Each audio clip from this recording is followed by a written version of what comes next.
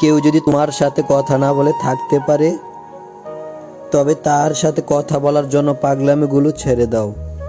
তোমার আকুলতার কারণ সে বুঝবে না।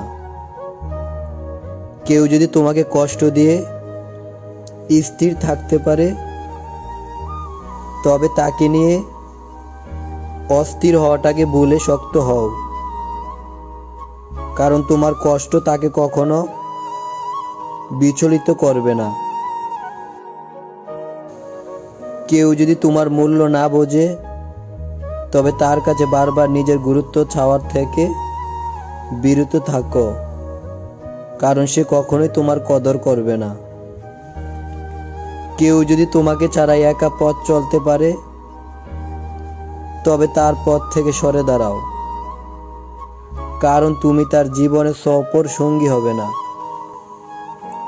মোট কথা, কেউ যদি তোমাকে তার জীবনে চায়, তবে তাকে আঁকড়ে ধরো। আর কেউ যদি তোমাকে ছেড়ে ভালো থাকতে পারে, তবে তাকে ভালো থাকতে দাও।